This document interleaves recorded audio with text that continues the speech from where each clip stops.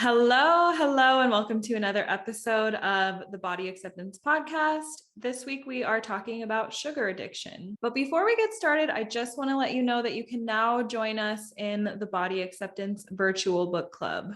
This book club is for you if you have purchased and read my body acceptance book, and now you want to dive deeper into the concepts that we discuss throughout the book.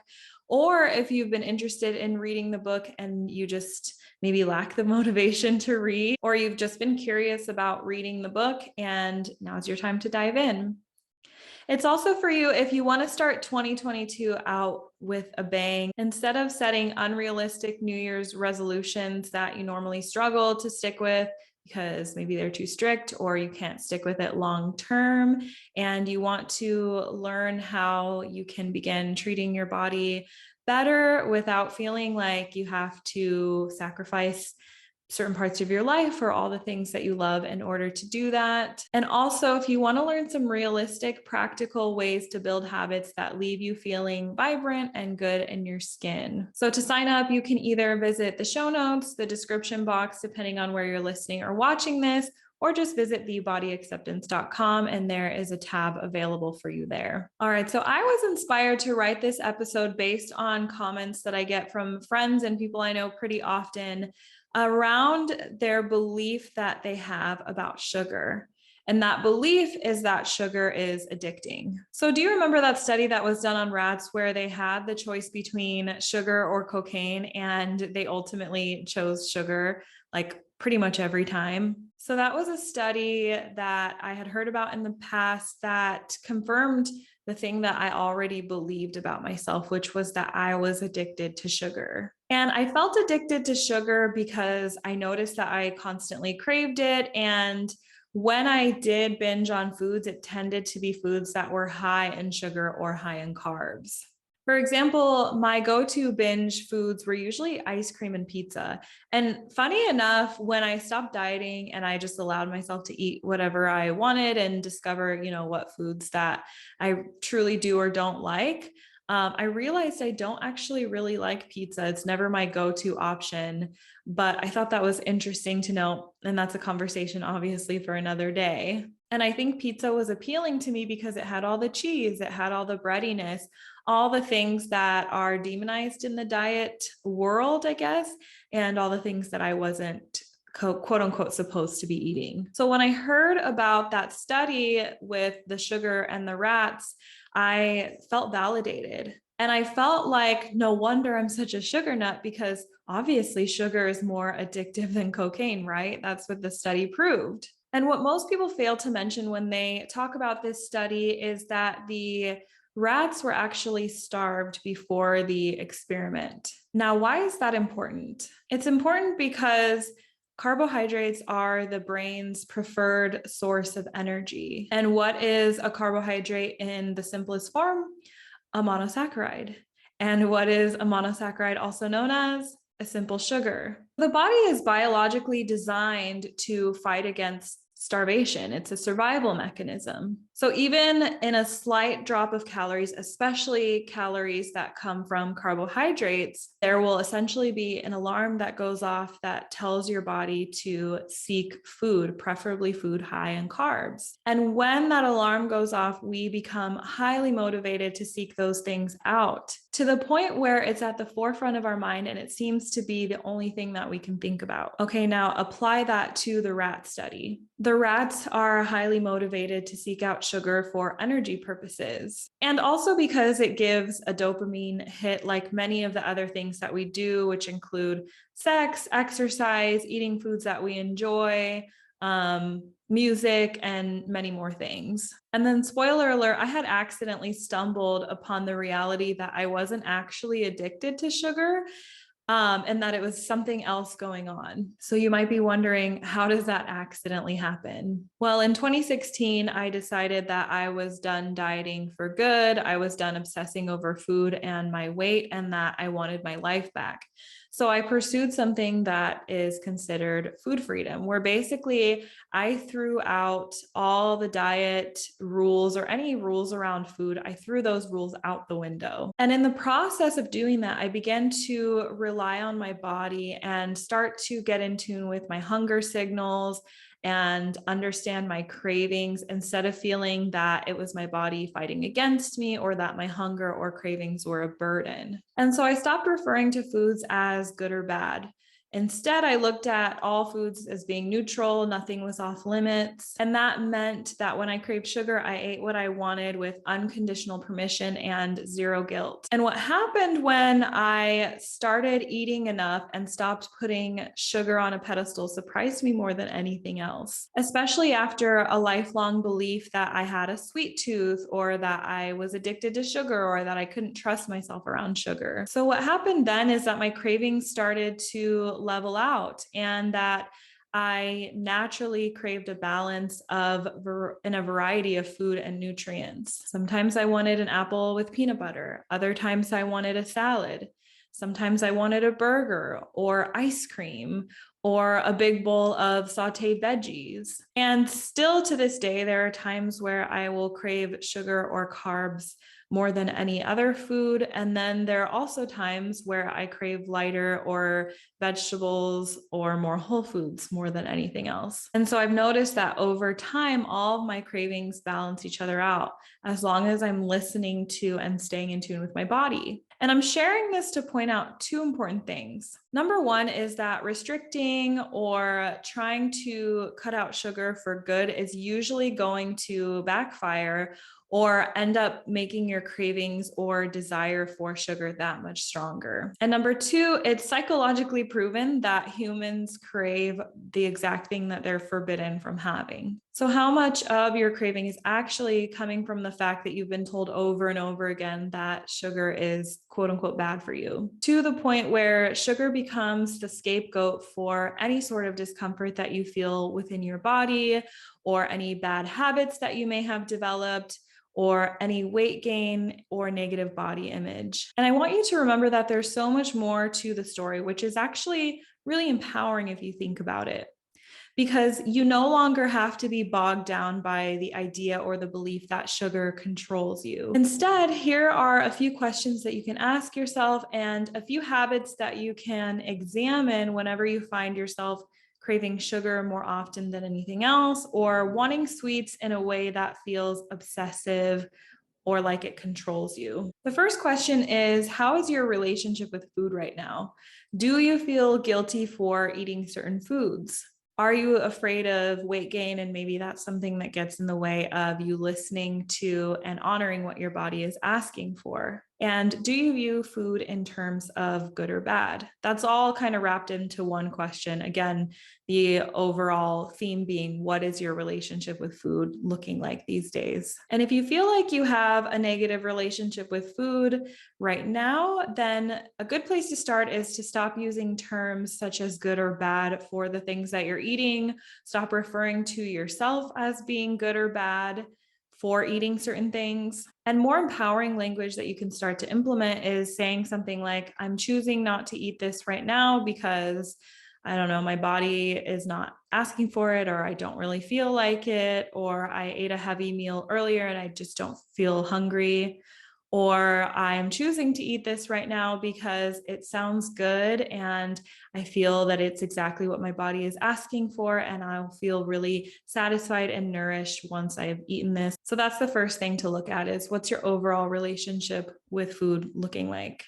The next question to ask yourself is, how is my sleep? How are my sleep patterns? How is my quality of sleep? Am I getting enough sleep throughout the night? And if you're not getting enough sleep, then you're likely going to crave sugar or caffeine to get that energy boost.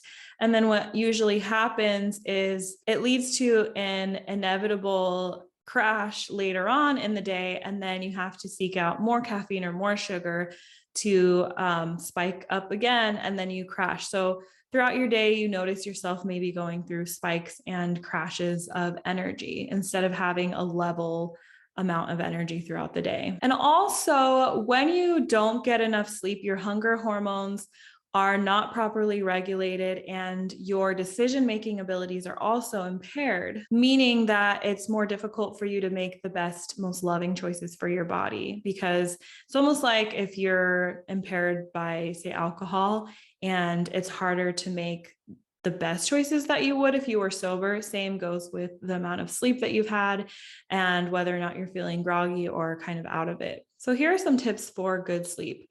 First of all, 7 to 8 hours is the recommended amount that's been proven scientifically time and time again.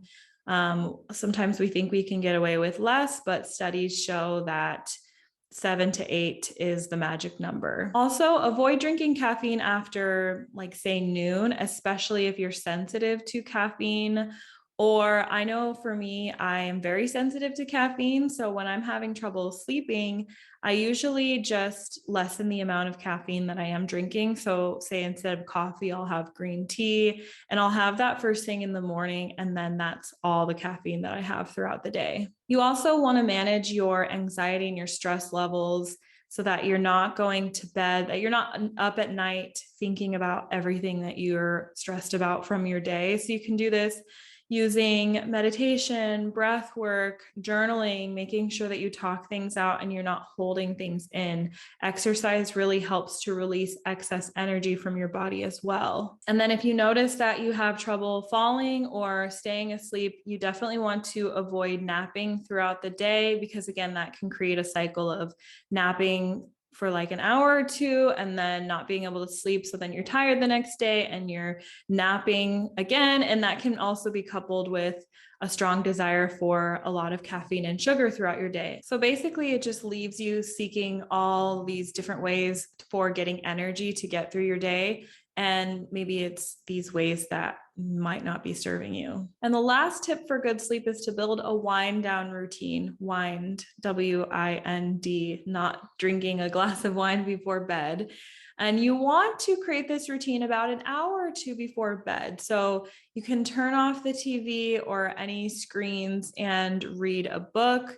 You can put on calming lotion or oil, dim the lights and light a candle, take a bath, just do anything that relaxes you and gets your mind and body in the state of being prepared to sleep. And just notice how your moods and your energy levels change when you've had quality of sleep, and maybe even your behaviors around food when you've had high quality sleep. All right, so that was the second question. Are you sleeping enough? The next question to ask yourself is, am I eating enough throughout the day? So maintaining stable blood sugar is essential to having balanced hormones, stable moods, sustainable energy levels, and it affects so much more than we even realize. So if you notice yourself getting hangry often, or even at least once a day, that means that you have likely waited too long to eat and your blood sugar level has dipped too far down. So you want to try to avoid getting to that point. And this is true, especially if you're busy. Sometimes you're going to have to schedule your meals or eat right before you know that you are going to be hungry. And spreading out your meals about 3 to 4 hours apart is a good starting point. Again, then experimenting with, is that too frequent for you or is that not enough and you need to eat more often? And if you know that you're going to be busy within the next few hours, the best thing that you can do is eat a snack or a meal beforehand. Also, keep emergency snacks available to you in your desk at work if you have one, in your car, in your purse, just readily available and ready to eat for any time that you notice you're starting to get hungry and maybe you don't have time to eat something right away, like a full meal, or food isn't going to be available to you for a while. And you want to aim for meals and snacks that offer carbohydrates, fats, and protein. So ideally, you'd have a balance of the three, or at least incorporate all three into each meal or snack that you eat. So for example, you'd have avocado toast with an egg for breakfast. So you've got your carbs being the bread, and then the avocado being your fat, and then the egg being your protein. Apple with peanut butter for a snack. Apple is your carbohydrates. And then peanut butter is your protein fat balance. For lunch, you could have a salad with beans and chicken and vegetables added to that. And then dinner, an example of that would be like rice, veggies, and like chicken sausage or your favorite protein. So instead of trying to strip away sugar, because sugar comes in so many different forms, and so do carbohydrates. So when you're saying carbohydrates, it's such a broad term. Instead of trying to take those things away, just aim to add in more nutrient dense foods. And like I said, more balanced, incorporating proteins, fats, and carbohydrates. So that you're not just eating foods high in carbohydrates, but you're getting a good balance of everything. So some examples: rice, beans, pastas, your favorite veggies, your favorite fruits, tortillas, chicken, turkey, eggs. There are just so many options that you can experiment with. And the nice part is that when you eat more of the foods that leave you feeling good and give you stable energy, then you naturally crowd out the ones that don't provide as much stability or don't maybe feel as good in your body. So there's still space for them and you don't have to feel deprived. It's just that you're not overusing them like you may have in the past. A few other tips for balancing your blood sugar is to start your morning out with a glass of water. Also to eat before having your coffee. So usually we like to have our coffee before anything else. And again, that gives us that spike. So instead of doing that, have a substantial meal or snack, and then you can have your coffee. All right, so that was the third question. Are you eating enough throughout the day? Are you fully nourished? Are you satisfied with the things that you are choosing to put into your body? And the last question that you can ask yourself is, am I using food to cope with difficult emotions? And if you are using food, if you're noticing that you're eating emotionally, that is okay. Most of us, if not all of us, do. And I think that just not everybody admits it or talks about it openly. But where you might run into an issue is if food is your main or your only coping mechanism. So if food is your only coping mechanism, and then you add that on top of other dieting behaviors that you've implemented or beliefs that you've adopted, or maybe you start to feel guilty for eating emotionally or eating certain foods, then you just have a recipe for disaster. So if you do notice yourself eating food to cope with emotions, just acknowledge it. Just become aware of it. And then tell yourself that it's okay and that you're okay, that your pattern of eating when you're upset probably did serve you well at one point in your life, and maybe it's no longer serving you. And that's why you're wanting to examine and start to change that behavior. So what are some other coping mechanisms that you can add to your toolbox? You can add meditation, deep breathing, therapy, exercise, journaling, all of the above. There are so many options, and I feel like every situation is going to require a different response or a different coping mechanism, just depending on what exactly you're going through. So you want to just get in the habit of paying attention to what else is available to you, and remember that you can always choose again. It's a learning experience. So sometimes you will notice that you're eating emotionally more often than you'd like, or eating sugar or high carb foods more often than you'd like. And you still have the ability then to just, again, sit down and examine that behavior, get honest with yourself, and start to think of ways that, first of all, get to the root of what's going on. So think of, asking yourself these questions: why do I think this is happening?